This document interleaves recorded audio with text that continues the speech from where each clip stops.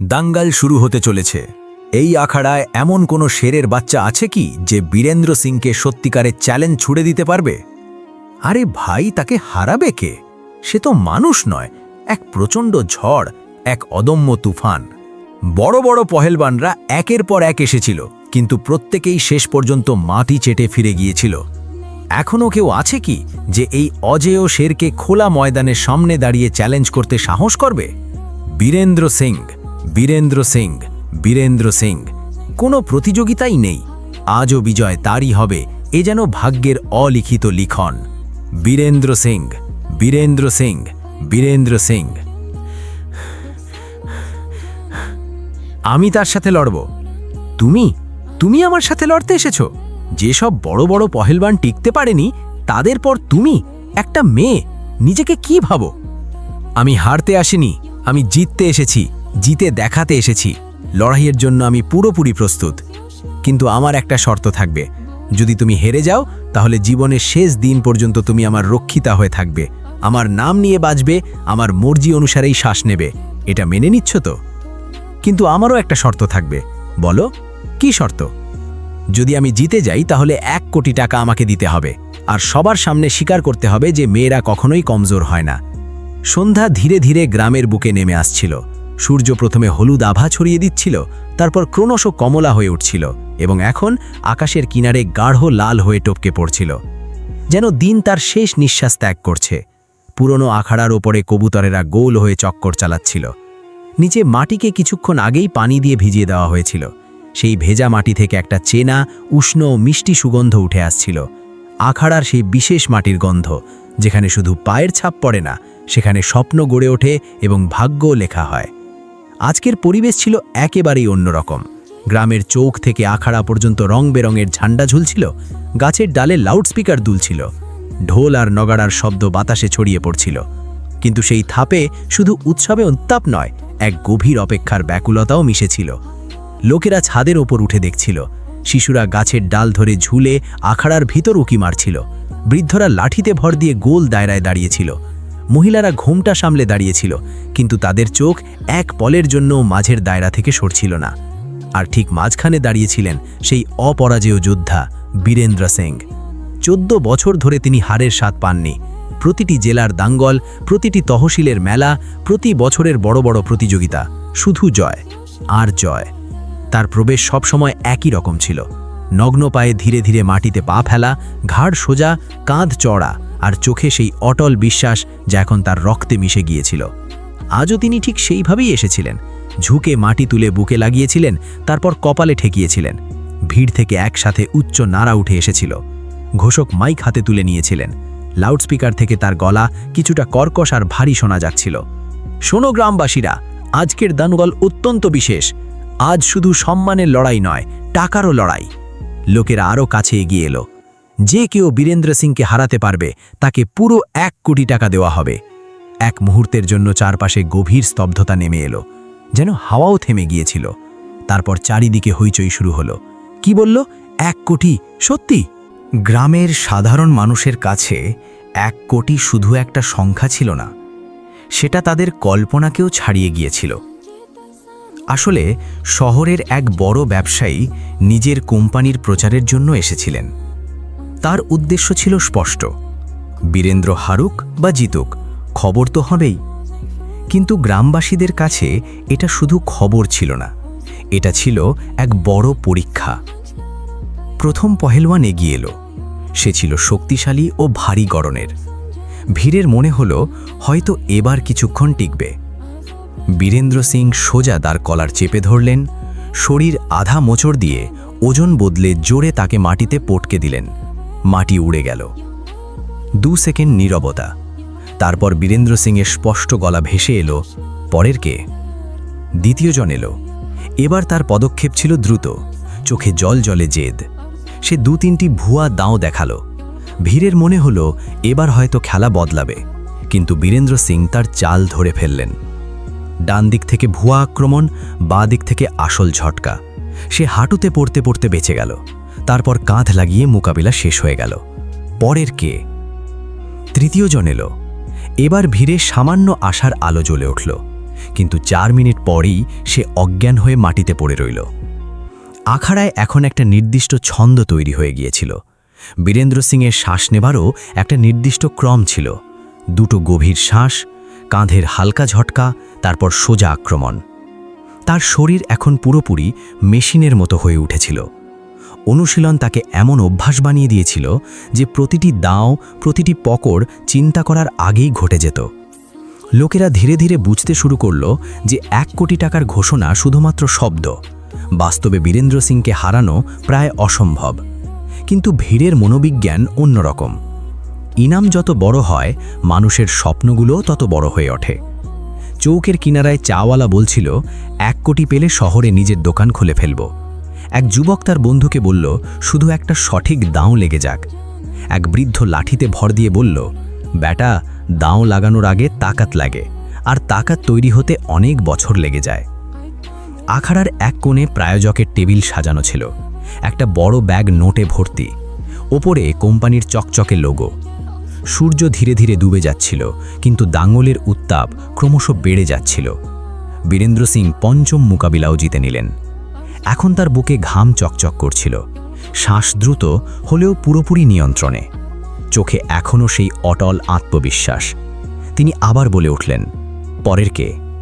এবার তার গলায় হালকা অহংকারের সঙ্গে সামান্য ক্লান্তিও মিশেছিল।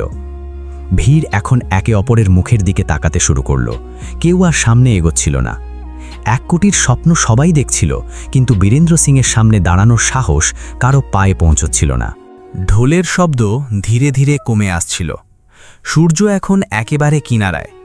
লালিমা আরও গাঢ় হয়ে উঠেছিল। ঘোষক আবার মাইক তুলে বললেন, কেউ কি এখনও বীরেন্দ্র সিংকে চ্যালেঞ্জ করতে চাও? চারদিকে গভীর নীরবতা, শুধু কবুতরের ডানার ফরফরানি আর মাটি থেকে ওঠা ভেজা সুগন্ধ।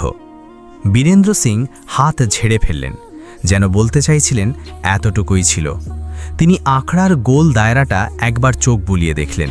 প্রত্যেকের দৃষ্টি তার দিকেই। সবার নজরের ভার বহন করা তার অভ্যাস হয়ে গিয়েছিল, কিন্তু আজ হঠাৎ তার মনে হলো যেন আরও একজোড়া চোখ তাকে দেখছে, যে এখনও সামনে আসেনি। সন্ধ্যের লাল আভা আরও গাঢ় হয়ে উঠেছিল।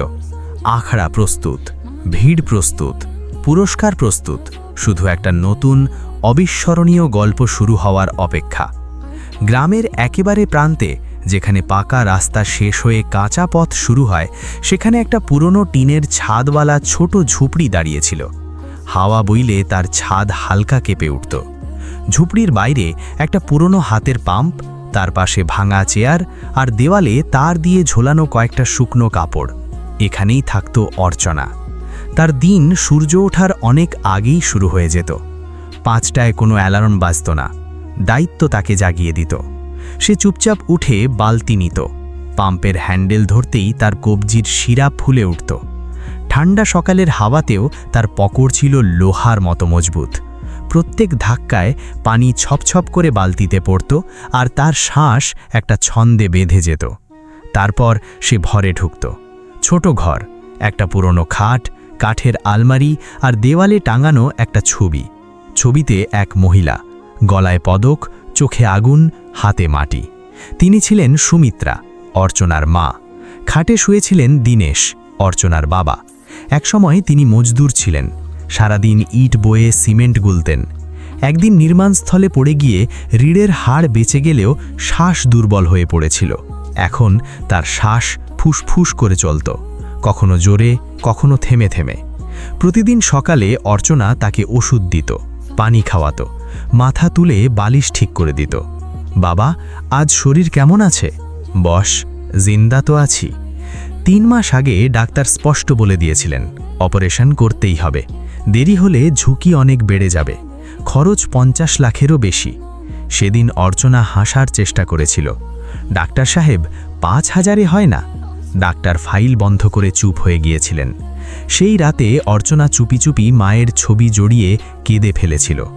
সুমিত্রা শুধু মা ছিলেন না, তিনি ছিলেন এক অসমাপ্ত গল্প। জেলা পর্যায়ের পহেলওয়ান, 3 বছর টানা চ্যাম্পিয়ন। তার দাও ছিল অন্যরকম, সোজা শক্তি নয়, সামঞ্জস্য আর বুদ্ধি দিয়ে লড়তেন। গ্রামের লোকেরা বলতো মেয়ে হয়েও ছেলেদের মাটিতে ফেলে দিতেন। কিন্তু এক ফাইনালে সব উল্টে গেল। এক ভুল পতনের কারণে প্রতিদ্বন্দ্বীর ওজন ভুল কোণ থেকে পড়ল। হৃদয়ে প্রচণ্ড আঘাত। চিকিৎসা ছিল অত্যন্ত ব্যয়বহুল। সুস্থতা অসম্পূর্ণ রয়ে গেল। মাটি ছিল তার জ্বালা, আর সেই মাটি তার শরীর ভেঙে দিল। অর্চনা তখন ছোট ছিল। সে হাসপাতালে সাদা ঘর দেখেছিল, মায়ের ভাঙা জোড়া শ্বাস শুনেছিল এবং তার চোখে সেই যন্ত্রণা দেখেছিল যা কোনো শব্দে ব্যক্ত করা যায় না।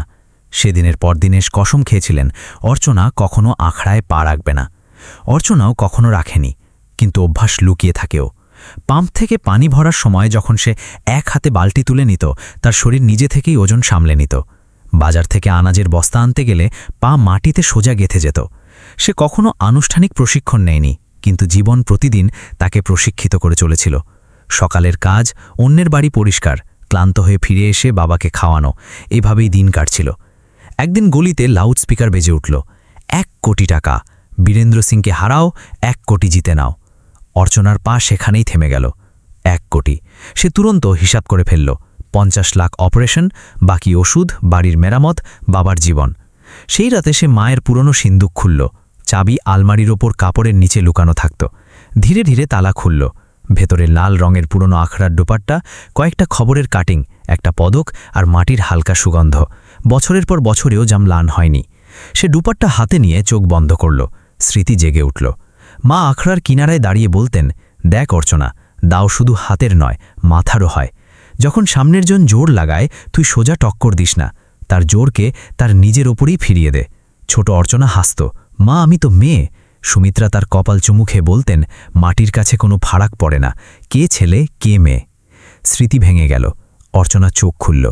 হৃদয় ভয় কাঁপছিল। মাথা বলছিল অসম্ভব, কিন্তু মজবুরি বলছিল চেষ্টা কর। সে সারা রাত ঘুমাতে পারেনি। বাবা কাশছিলেন। বাইরে থেকে ঢোলের অনুশীলনের শব্দ আসছিল। প্রত্যেক থাপ যেন তার বুকে আঘাত করছিল। সকালে যখন বীরেন্দ্র সিং আবার 3 জনকে মাটিতে ফেলে দিলেন, অর্চনা ভিড়ের পিছনে দাঁড়িয়েছিল। সে বীরেন্দ্র সিংয়ের ভঙ্গি, শ্বাস, অভ্যাস সবকিছু মনোযোগ দিয়ে লক্ষ্য করল। বীরেন্দ্র সিং যখন আক্রমণ করতেন, ডান পা আগে আসত, তারপর বাঁ কাঁধ থেকে ধাক্কা, তারপর ওজনের স্থানান্তর। অর্চনা পুরো ক্রম বুঝে নিল। সে গভীর শ্বাস নিল। বাবার মুখ মনে পড়ল, হাসপাতালের বিল মনে পড়ল, মায়ের দুপাট্টা কাঁধে অনুভব করল। তারপর ভিড়ের পিছন থেকে একটা দৃঢ় আওয়াজ উঠে এলো, আমি লড়ব। সবাই ঘুরে তাকালো। এক পাতলা মেয়ে, চুল কোষে বাঁধা, চোখে অদ্ভুত এক থমথমে দৃঢ়তা। এটা ভয়ের থমক ছিল না, এটা ছিল সিদ্ধান্তের থমক। আখড়ার মাঝে দাঁড়ানো বীরেন্দ্র সিং প্রথমে ভাবলেন কেউ মজা করছে। ভিড় হালকা হাসিতে ফেটে পড়ল। কি? কে বলল? আরে একে বাড়ি পৌঁছে দাও। কিন্তু অর্চনা মজা করতে আসেনি। সে ধীর পায়ে গোল দায়রার ভিতরে নেমে এলো। তার পা মাটিকে হালকা করে ছুঁয়ে যাচ্ছিল, না খুব জোরে, না খুব ধীরে, ঠিক সামঞ্জস্যপূর্ণ। লাল দুপাট্টা তার কাঁধে জড়ানো। ঘোষক চোখ শুরু করে জিজ্ঞেস করল, নাম? অর্চনা। প্রশিক্ষণ? 1 মুহূর্তের থমক। জীবন? ভিড় আবার হাসল, কিন্তু সবাই হাসেনি। কয়েকজন মহিলা চুপ হয়ে গেল। এক বৃদ্ধা ফিসফিস করে বললেন, এটা কি সুমিত্রার মেয়ে? নামটা ধীরে ধীরে হাওয়ায় ছড়িয়ে পড়ল। কয়েকজন বয়স্ক মানুষের মুখে চেনার ভাব ফুটে উঠল। তারা বীরেন্দ্র সিংয়ের দিকে, তারপর অর্চনার দিকে তাকালো। বীরেন্দ্র সিং হাত কোমরে রেখে দাঁড়ালেন। হাসিটা তার মুখ থেকে মিলিয়ে যাচ্ছিল। এটা দাঙ্গল, নাটক নয়। অর্চনার উত্তর ছিল সোজা ও স্পষ্ট, দাঙ্গলই তো, তাই তো লড়তে এসেছি। গলা না জোরে, না কাপা, একদম স্থির। প্রায়োজকের টেবিলে বসে ব্যবসায়ী সামনে ঝুঁকে পড়লেন। মিডিয়ার লোকেরা তুরার্ত ক্যামেরা চালু করে দিল। 1 কোটির দাঙ্গল এখন সত্যিকারের শিরোনাম হতে চলেছে। ঘোষকের স্বরও গম্ভীর হয়ে উঠল, বুঝতে পারছো তো, একবার শুরু হলে আর পিছু হটতে পারবে না। আমি পিছু হটতে আসিনি। ভিড়ের মনোবিজ্ঞান বদলাতে শুরু করেছিল। শুরুতে সবাই তামাশা দেখতে এসেছিল, এখন তাদের চোখে কৌতূহল জেগে উঠছিল। দেখা যাক কতক্ষণ টিকে, 2 মিনিটও নয়। কিন্তু কয়েকজন যুবতী মেয়ে চুপচাপ সামনে সরে এসে দাঁড়িয়েছিল। বীরেন্দ্র সিং ধীরে ধীরে অর্চনার ঠিক সামনে এসে দাঁড়ালেন। তিনি তার চেয়ে অনেক লম্বা, বুক চওড়া, বাহুতে ফুলে ওঠা শিরা। তিনি ধীর গলায় বললেন, এখনো সময় আছে, নাম ফিরিয়ে নাও। এটা ধুমকির চেয়ে সতর্কবাণী বেশি। অর্চনা সোজা তার চোখের দিকে তাকালো। সেখানে অহংকার ছিল, কিন্তু সঙ্গে হালকা একটা ভয়ও, নামে দাগ লাগার ভয়। লাস্ট চান্স, আমার নয়, তোমার। আমাকে কম ভেবো না। ভিড় থেকে একটা লম্বা ও আওয়াজ উঠল। এখন লোকেরা শুধু দেখছিল না, তারা সিদ্ধান্ত নিচ্ছিল। একজন বলে উঠল, বীরেন্দ্র সিংকে এমন জবাব কেউ কখনো দেয়নি। ঘোষক হাত তুলল। 2 পহেলওয়ান প্রস্তুত। বীরেন্দ্র সিং ঘাড় ঘুরিয়ে মাংসপেশি টানলেন, কাঁধ ঘোরালেন, গভীর শ্বাস নিলেন। অর্চনা ঝুঁকে মাটি তুলে কপালে লাগাল। লাল দুপাট্টা কোষে বেঁধে নিল। সে পা চেপে পকড় পরীক্ষা করল। ঠিক আছে, শুরু। ঢোল একসাথে জোরে বেজে উঠল। প্রথম মুহূর্তেই বীরেন্দ্র সিং সময় নষ্ট করলেন না। তার অভ্যেস ছিল শুরুতেই দাপট দেখানো। তিনি সোজা সামনে এগিয়ে গেলেন। ডান পা দ্রুত সামনে, বাঁ কাঁধ থেকে ভুয়া ধাক্কা, হাত সোজা গলার থেকে। কিন্তু অর্চনা এই ক্রম কাগেই দেখে নিয়েছিল। সে নিচে ঝুঁকে শরীরকে তির্যক কোণে ঘুরিয়ে দিল। বীরেন্দ্র সিংয়ের হাত তার কাঁধ থেকে ফসকে গেল। ভিড় থেকে একটা সম্মিলিত শ্বাস বেরিয়ে এলো। আরে! বীরেন্দ্র সিং এক পলের জন্য থামলেন, তারপর তুরন্ত দ্বিতীয় দাও। এবার সোজা কোমর ধরে তিনি অর্চনাকে কোমর থেকে জড়িয়ে ধরলেন। ওজন তুলে আধা ঘুরিয়ে দিলেন। অর্চনা আধা হাওয়ায় ছিল। এই অবস্থায় বাঁচা কঠিন। সামঞ্জস্য হাওয়ায়, মাটি নিয়ন্ত্রণের বাইরে। ধরাম! অর্চনা মাটিতে পড়ল। ধুলোর বড় মেঘ উঠল। ভিড় থেকে জোর চিৎকার। ব্যাস, শেষ। বীরেন্দ্র সিং তার ওপর দাঁড়িয়েছিলেন, শ্বাস নিয়ন্ত্রণে। চোখে পুরনো বিশ্বাস ফিরে এসেছিল। আমি বলেছিলাম। কিন্তু অর্চনা চোখ বন্ধ করে ফেলল। কানে গুঞ্জন, পিঠে জ্বালা, শ্বাস এক পলের জন্য আটকে গেল। ভিড়ের মনোবিজ্ঞান আবার পুরনো চিন্তায় ফিরে গেল। মেয়ে তো, হয়ে গেল তামাশা। কিন্তু তখনই অর্চনার হাত মাটি আঁকড়ে ধীরে ধীরে নড়তে লাগল। এক বৃদ্ধ ধীরে বলল, এখনও শেষ হয়নি। বীরেন্দ্র সিংও অনুভব করলেন, এই মেয়ে শুধু আসেনি, সে টিকতে এসেছে। আখড়ার হাওয়া বদলাতে শুরু করেছিল। অর্চনা ধীরে ধীরে হাঁটুর ওপর উঠে এলো। তার শ্বাস ভারী চলছিল। প্রত্যেক শ্বাসের সাথে বুকে জ্বালা উঠছিল। পিঠে মাটি লেগে গিয়েছিল। ভেজা ঠান্ডা, কিন্তু শরীর এখনও তপ্ত ছিল। বীরেন্দ্র সিং এক কদম পিছিয়ে গেলেন। সে তাকে ওঠার সুযোগ দিলেন। এটা দয়া ছিল না, এটা ছিল বিশ্বাস। উঠে পড়ো, তিনি শান্ত স্বরে বললেন। এখন তো শুরু হয়েছে। অর্চনা উঠে দাঁড়ালো। পা হালকা কাঁপছিল, কিন্তু তার নজর একদম সোজা ছিল। দুজনে আবার একে অপরের চারপাশে ঘুরতে লাগল। এবার বীরেন্দ্র সিং গতি কমিয়ে দিলেন। তিনি দেখছিলেন অর্চনার ভঙ্গি, ঘাড়ের হালকা ঝোঁক, শ্বাসের লয়। অর্চনাও দেখছিল। বীরেন্দ্র সিং যখন শ্বাস বাইরে ছাড়তেন, তখন তার বাঁ কাঁধে হালকা ঝুঁক যেত। ডান পায়ে বেশি ভার পড়ত। শক্তির অসামঞ্জস্য স্পষ্ট ছিল। বীরেন্দ্র সিংয়ের শরীর ভারী, মাংসপেশী স্মৃতি গভীর, পকড় লোহার মতো। অর্চনার শরীর হালকা, ওজন কম, সোজা শক্তি কম। ঢোলের থাপ ধীরে পড়ে গেল। ভিড় শান্ত। হঠাৎ বীরেন্দ্র সিং 2 হাতে কলার টাই লাগালেন। 2 হাতের তালু অর্চনার গলার পেছনে। তিনি জোরে নিচের দিকে চাপ দিলেন। ভার সোজা ওপর থেকে নিচে পড়ল। অর্চনার পা মাটিতে সরে গেল। কোমর পিছনে দিকে ঝুঁকে গেল। সে বীরেন্দ্র সিংয়ের বাহু ধরে ফেলল। ফিরিয়ে ধাক্কা দেওয়ার চেষ্টা করল, কিন্তু বীরেন্দ্র সিং ভারী ছিলেন। বাঁ দিক থেকে তিনি পা ঝটকা দিলেন। অর্চনা আবার পড়ল। এবার তার হাত মাটিতে ঘষে গেল। হালকা খরচ এলো। রক্তের পাতলা রেখা মাটিতে মিশে গেল। ভিড় থেকে নাড়া উঠল। বীরেন্দ্র সিং, বীরেন্দ্র সিং! কিছু যুবক তালি বাজাতে লাগল। কিছু মহিলা একদম চুপ ছিল। বীরেন্দ্র সিং তুরন্ত মাটিতে নিয়ন্ত্রণ নিয়ে নিলেন। তিনি অর্চনার ওপর আধা মাউন্ট হয়ে গেলেন। ডান হাঁটু তার কোমরের কাছে। বাঁ হাত দিয়ে অর্চনার কবজি ধরে ফেললেন। শেষ করে দাও, কেউ চিৎকার করে বলল। বীরেন্দ্র সিং ঝুঁকে বললেন, ইশারা দাও, আমি থামিয়ে দেব। অর্চনার বুক মাটির সাথে লেগেছিল। শ্বাস নেওয়া কঠিন। সে আঙুল দিয়ে মাটি আঁচড়াল। মাটি নখের নিচে ভরে গেল। চোখের সামনে একটা দৃশ্য ঝলকে উঠল। হাসপাতালের ঘর, বাবা অক্সিজেন মাস্ক নিয়ে, মনিটরের বিপ বিপ, ডাক্তারের গলা। দেরি হলে ঝুঁকি বাড়বে। বীরেন্দ্র সিং চাপ আরও বাড়ালেন। পুরো ভার তার ওপর। এটা কাঁচা শক্তি ছিল, সোজা, ভারী, কঠোর। অর্চনা অনুভব করল, যদি সে এখানে সোজা টক্কর নিতে থাকে তাহলে হেরে যাবে। সে ধাক্কা দেওয়া বন্ধ করে দিল। এক মুহূর্তের জন্য পুরো শরীর ঢিলে ছেড়ে দিল। বীরেন্দ্র সিংয়ের মনে হলো সে ভেঙে গিয়েছে। পকড় হালকা হয়ে গেল, ব্যাস 1 সেকেন্ড। অর্চনা কোমরে ঝটকা দিল। ডান কোমর কিনারার দিকে সরিয়ে দিল। বাঁ পা বীরেন্দ্র সিংয়ের হাঁটুর পিছনে আটকে গেল। শরীরকে তির্যক কোণে ঢুরিয়ে দিল। দুজনেই পাল্টে গেল। বীরেন্দ্র সিং হাঁটুর ওপর এসে গেলেন। ভিড় থেকে তীব্র সুর উঠল, আরে! বীরেন্দ্র সিংয়ের মুখে প্রথমবার বিস্ময় দেখা গেল। তিনি তুরন্ত উঠে দাঁড়ালেন। এখন তার চোখে হালকা রাগ ছিল। ভালো, তিনি ধীর স্বরে বললেন, তুমি বুঝে খেলছ। অর্চনার শ্বাস দ্রুত ছিল, কিন্তু সে কোনো উত্তর দেয়নি। দুজনে আবার দাঁড়ালো। এবার বীরেন্দ্র সিং বিনা দেরিতে পুরো শক্তিতে আক্রমণ করলেন। উপর থেকে ভুয়া পকড়, তারপর হঠাৎ নিচে ঝোঁক। তিনি অর্চনার 2 পা ধরে ফেললেন। ডাবল লেগ টেক ডাউন, পুরো ভার সামনের দিকে। অর্চনা পিছনে পড়তে পড়তে মাটিতে জোরে পড়ল। ধরাম। পতন ভারী ছিল। শ্বাস এক পলের জন্য একদম থেমে গেল। বীরেন্দ্র সিং তুরন্ত সাইড কন্ট্রোল নিয়ে নিলেন।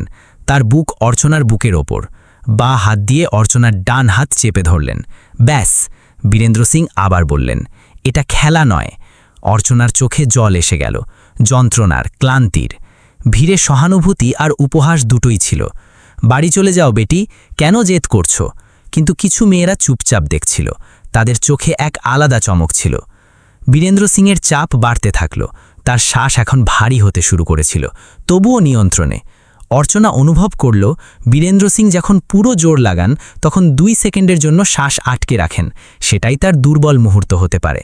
বীরেন্দ্র সিং অর্চনার হাত পিছনে মোচড়ানোর চেষ্টা করলেন। যন্ত্রণা সোজা কাঁধ পর্যন্ত পৌঁছল। ইশারা দাও, তিনি আবার বললেন। অর্চনা দাঁত চেপে ধরল। যন্ত্রণা সহ্য করে সে আবার শরীর ঢিলা ছেড়ে দিল। বীরেন্দ্র সিং বুঝলেন এবার শেষ। চাপ একটু বদলালেন। ব্যাস, সেই এক মুহূর্ত। অর্চনার বাঁ পা তার পায়ের মাঝে সরে গেল। ডান কোমর জোরে মোচড় দিল। উপরের শরীর পাল্টে গেল। দুজন আবার উল্টে গেল। এবার বীরেন্দ্র সিং পিছিয়ে হাঁটুর ওপর এসে গেলেন। শ্বাস দ্রুত, চোখ লাল। শক্তির পার্থক্য এখনও ছিল, কিন্তু নিয়ন্ত্রণ সমান হয়ে আসছিল। ভিড়ের মনোবিজ্ঞান বদলাচ্ছিল। এখন কেউ হাসছিল না, সবাই মনোযোগ দিয়ে দেখছিল। বীরেন্দ্র সিং ধীরে বললেন, এবার মজাক শেষ। তিনি কাঁধ সোজা করলেন। এবার আসল টক্কর হতে যাচ্ছে। আখাড়ার মাটি এখন শান্ত ছিল না। হাঁটুর গভীর নিশান, পায়ের টেঁড়া বেঁকা রেখা, ঘাম আর রক্তের হালকা গরম গন্ধ হাওয়ায় মিশেছিল। ঢোলের থাপ ধীরে পড়ে গিয়েছিল। লোকেরা বুঝে গিয়েছিল এটা শুধু শক্তির খেলা নয়। বীরেন্দ্র সিং আর অর্চনা আবার মুখোমুখি দাঁড়াল। দুজনের কাঁধ তীব্র শ্বাসের সাথে উপর নিচ হচ্ছিল।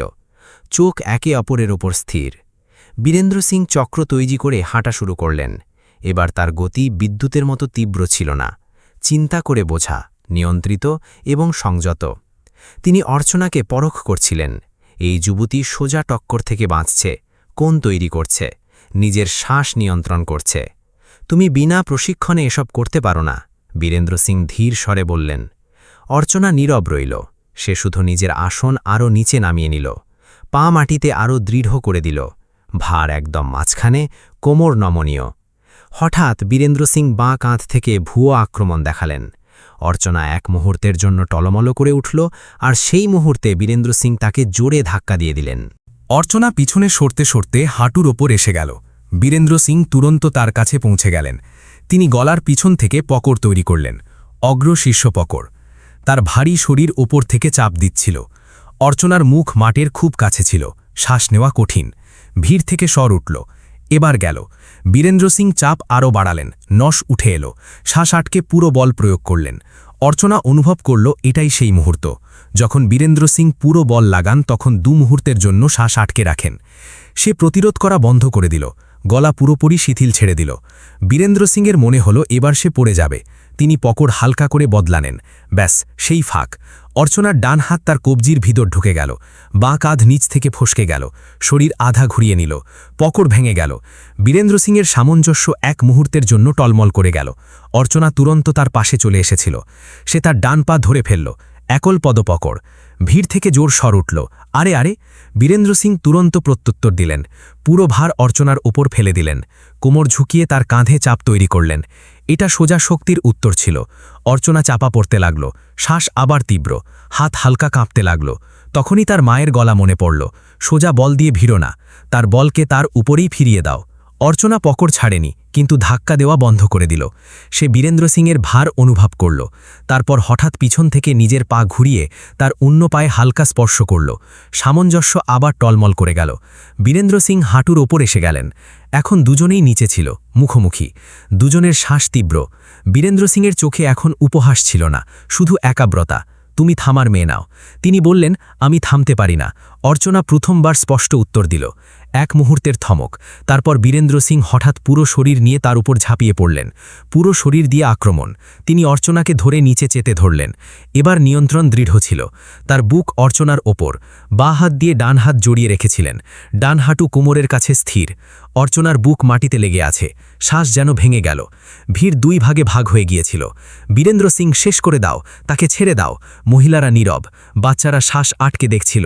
বীরেন্দ্র সিং ধীর স্বরে বললেন, ব্যাস একটা ইশারা আর আমি ছেড়ে দেব। স্বরে রাগ কম, ক্লান্তি বেশি। 14 বছরে প্রথমবার কেউ এতক্ষণ তার সামনে টিকতে পেরেছিল। অর্চনার চোখের সামনে আবার হাসপাতালের কক্ষ ঝলকে উঠল। বাবার দুর্বল হাত, মায়ের লাল দুপট্টা। সে মাটি আঁকড়ে ধরল, আঙুলে মাটি ভরে গেল। হঠাৎ সে কোমরে ঝটকা দিয়ে লাফিয়ে উঠল। বীরেন্দ্র সিংয়ের ভার এক মুহূর্তের জন্য খিসকে গেল।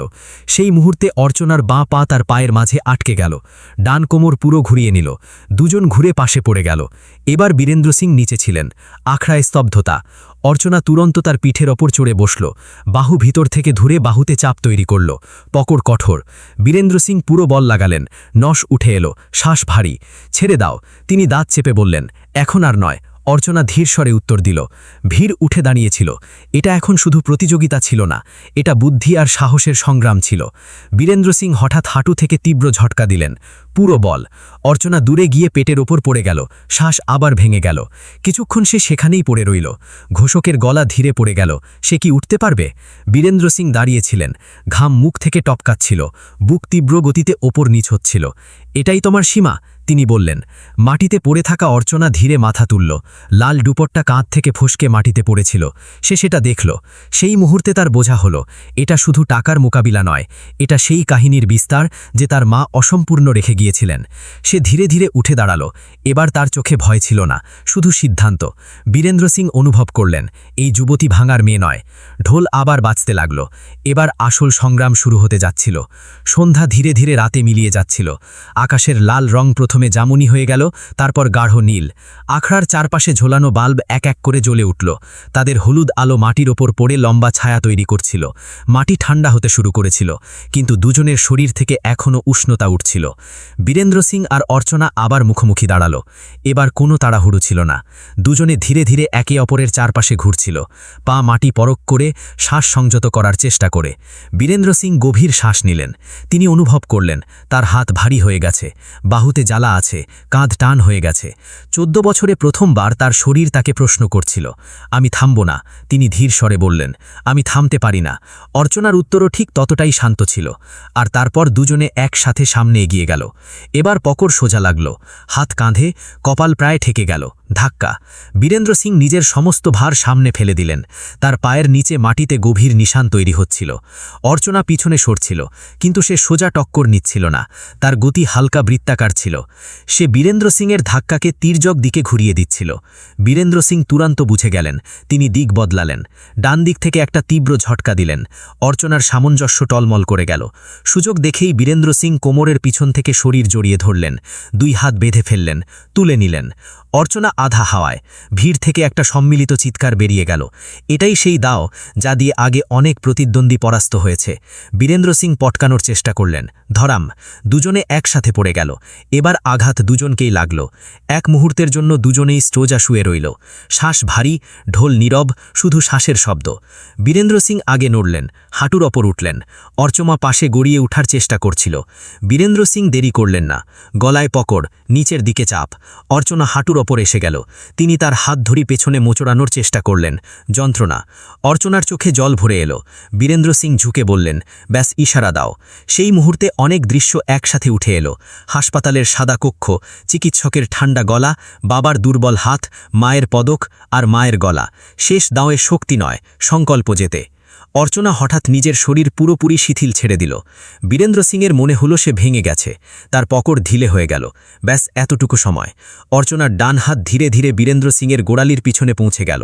বাঁ কোমর হঠাৎ ঘুরে বল নিল। উপরের শরীর নিচ থেকে ফসকে গেল। দুজন আবার লুটিয়ে পড়ল। এবার অর্চনা সোজা বীরেন্দ্র সিংয়ের পিঠের ওপর ছিল। আখড়ায় কোলাহল ফেটে পড়ল। এটা কি হলো? অর্চনা তুরন্ত ডান বাহু ভিতর থেকে আটকাল। বাঁ হাত দিয়ে তার কবজি ধরল। বাহু পিছনে টেনে কাঁধে চাপ তৈরি করে দিল। বীরেন্দ্র সিং ওঠার চেষ্টা করলেন। হাঁটু থেকে বল লাগালেন। আধা উঠেও গেলেন, কিন্তু অর্চনা ভার বদলাল। নিচের বুক তার পিঠে স্থির করল। কোমর নিচে সরিয়ে দিল। পকড় আরও কষে ধরল। বীরেন্দ্র সিংয়ের শ্বাস ভাঙতে লাগল। নস উঠে এলো। দাঁত চেপে ধরলেন। ছেড়ে দাও, তিনি জোরে বললেন। অর্চনার হাত কাঁপছিল। আঙুলের শক্তি ক্ষীণ হয়ে যাচ্ছিল। সে চোখ বন্ধ করল। সামঞ্জস্য, শ্বাস, সংকল্প। সে শ্বাস নিয়ন্ত্রণ করল। এক দুটো পকড় আরও সুদৃঢ় করল। বীরেন্দ্র সিং শেষ ছটকা দিলেন। পুরো শরীর তুলে পাল্টানোর চেষ্টা করলেন। অর্চনা তুরন্ত বা পা তার কোমরের উপর টিকিয়ে পার করে দিল। শরীরকে একদিকে ঝুঁকিয়ে দিল। সামঞ্জস্য পুরোপুরি তার পক্ষে চলে এলো। বীরেন্দ্র সিংয়ের কাঁধ ধীরে ধীরে মাটির দিকে ঝুঁকে যেতে লাগল। ঘোষক চিৎকার করে বললেন, বীরেন্দ্র সিং নিয়ন্ত্রণে আছে। যদি তিনি 5 সেকেন্ডের মধ্যে মুক্ত না হন তাহলে। ভিড় গুনতে লাগল। 1, বীরেন্দ্র সিং বল লাগালেন। 2, শ্বাস ভারী। 3, অর্চনার হাত কাঁপছিল। 4, শক্তি ফসকে যাচ্ছিল। 5, বীরেন্দ্র সিংয়ের বাহু মাটিতে ঠেকে গেল। ঘোষকের গলা গুঞ্জন করে উঠল। বিজয়ী হল অর্চনা। এক মুহূর্তের স্তব্ধতা, তারপর আখাড়া গুঞ্জন করে উঠল। তালি, জয়ধ্বনি। লোকেরা উঠে দাঁড়িয়েছিল। কারো কারো চোখে জল ছিল। কেউ স্তম্ভিত। অর্চনা পকড় ছেড়ে দিল, পিছিয়ে গেল। শ্বাস এত দ্রুত যে দাঁড়িয়ে থাকা কঠিন ছিল। বীরেন্দ্র সিং ধীরে ধীরে উঠলেন। তিনি অর্চনার দিকে তাকালেন। চোখে অহংকার ছিল না, শুধু সত্য। তুমি শুধু প্রতিযোগিতা জেতনি, তিনি শান্ত স্বরে বললেন। তুমি আমাকে পরাজিত করে আমাকে শিখিয়েছ। তিনি ভিড়ের দিকে ঘুরলেন। শোনো সবাই, আজ থেকে কেউ এটা বলবে না যে মেয়ে কমজোর হয়। তালি আরও প্রবল হয়ে গেল। প্রায়োজক টাকায় ভরা থলে এনে অর্চনার সামনে রাখল। 1 কোটি টাকা। অর্চনা থলে তুলে নিল। একবার ঝুঁকে মাটি স্পর্শ করল। লাল দুপট্টা কাঁধে ঠিক করল এবং কিছু না বলে আখড়া থেকে বাইরে চলে গেল। তার পা দ্রুত ছিল। হৃদয় জোরে ধরফর করছিল। চোখের সামনে শুধু একটাই ছবি ছিল, বাবাকে বাঁচাতে হবে। সে সোজা হাসপাতালে পৌঁছল। চিকিৎসক সামনে দেখা গেলে সে প্রায় দৌড়ে তাদের থামিয়ে দিল। শ্বাস দ্রুত চলছিল। শব্দ ভেঙে যাচ্ছিল। টাকার ব্যবস্থা হয়ে গিয়েছে, ব্যাস আমার বাবাকে বাঁচিয়ে দিন। চিকিৎসক তার চোখের দিকে তাকালেন। তিনি বুঝে গেলেন, এই যুবতী এখনই কোনো ময়দান থেকে লড়ে এসেছে। তুরন্ত চিকিৎসা শুরু হলো। ঘণ্টা কেটে গেল। অর্চনা বাইরে বেঞ্চে বসেছিল, হাত জোড় করে, চোখ বন্ধ। কখনো নীরব প্রার্থনা করছিল, কখনো মাকে স্মরণ করছিল। যেন মা পাশে বসে বলছেন, ভয় পেও না, তুই জিতে গিয়েছিস। কয়েক ঘণ্টা পর চিকিৎসক বাইরে এলেন। অর্চনা তুরন্ত উঠে দাঁড়িয়েছিল। তার পা কাঁপছিল। চিকিৎসক হালকা হাসি দিয়ে বললেন, এখন সংকট কেটে গিয়েছে, সুস্থ হতে সময় লাগবে, কিন্তু তিনি ঠিক হয়ে যাবেন। এটা শুনে অর্চনার চোখ থেকে অশ্রু ঝরে পড়ল। সে সেখানেই মাটিতে বসে পড়ল। আজ প্রথমবার সে গভীর পূর্ণ শ্বাস নিল, স্বস্তির শ্বাস। কয়েকদিন পর যখন তার বাবার জ্ঞান ফিরল, তিনি ধীরে তার হাত ধরে নিলেন। বেটি। অর্চনা ঝুঁকে পড়ল। সে কিছু বলতে পারল না। তিনি দুর্বল স্বরে বললেন, তুই তোর মায়ের মতোই শক্তিশালী। সময় বদলাতে লাগল। বাবা ধীরে ধীরে সুস্থ হয়ে উঠতে লাগলেন। ওষুধের প্রভাব স্পষ্ট দেখা যাচ্ছিল। অর্চনা আর কখনো ছোটখাটো কাজ করে জীবনযাপন করল না। এখন লোকেরা নিজেরাই তার কাছে আসতে লাগল। কিছু বালিকা সংকোচ করে জিজ্ঞাসা করত, দিদি, আমরাও কি কুস্তি শিখতে পারি? অর্চনা শুধু হাসত। প্রতিদিন সে আখাড়ার মাটি স্পর্শ করত, চোখ বন্ধ করত। তার কাছে এই বিজয় শুধু একটা পুরস্কার ছিল না, এই বিজয় ছিল সেই বিশ্বাসের যা সে নিজের উপর করেছিল। এই বিজয় ছিল প্রত্যেক সেই আওয়াজের বিরুদ্ধে যারা তাকে দুর্বল বলেছিল। আর যখনই সে মাটি ছুঁত, তার মায়ের গলা শোনা যেত, প্রকৃত শক্তি শরীরে নয়, সাহসে হয়।